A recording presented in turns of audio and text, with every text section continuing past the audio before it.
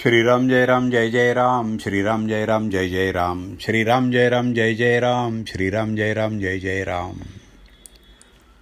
4 जून. परमार्थात अभिमान आड येतो. आपल्या शास्त्रात 2 गोष्टी सांगितल्या आहेत. इहलोक आणि परलोक कसे साधावेत हे दोन्ही स्पष्ट केलेलं आहे. परंतु आपण प्रपंच तडीचा आणि परमार्थ सवडीचा मानतो.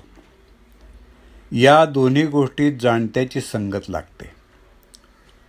परलोक साधून देणाऱ्याला सद्गुरू म्हणतात. जो मनुष्य आपल्याला कळत नाही हे कबूल करतो त्यालाच सद्गुरूकडे जाण्याचा रस्ता मोकळा होतो. आपण भगवंताला शरण जात नाही कारण आपला अभिमान या शरण जाण्याच्या आड येतो.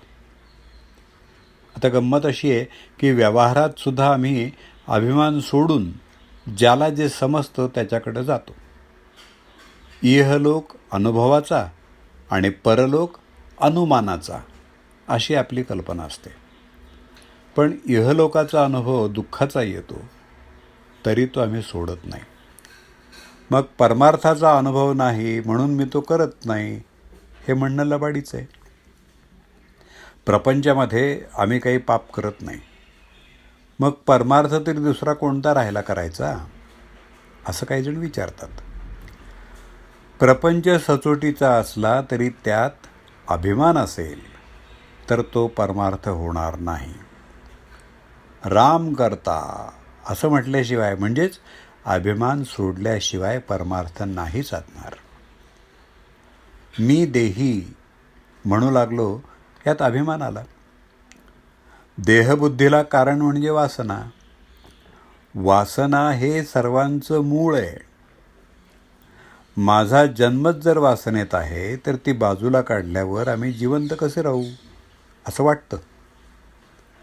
जो या वासनेचा खून करतो तोच परमार्थाला लायक होतो.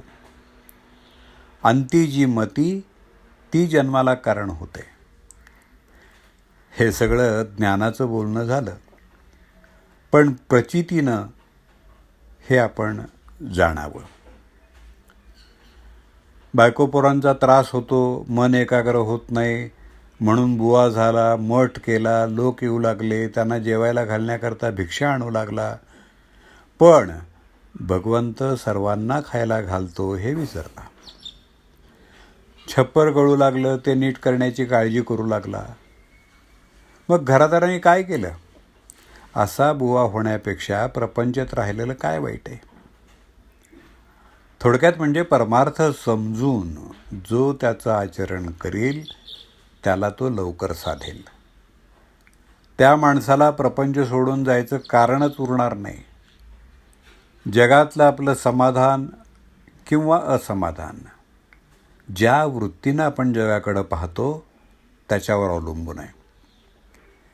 परमार्थात महत्त्व बाहेरचं ऐश्वर्य किती आहे याला नाही आहे, वृत्ती स्थिर होण्याला आहे.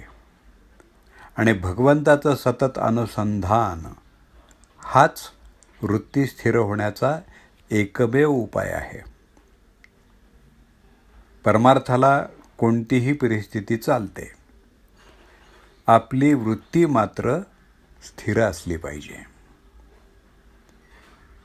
जानकी जीवन स्मरण. जय जय राम.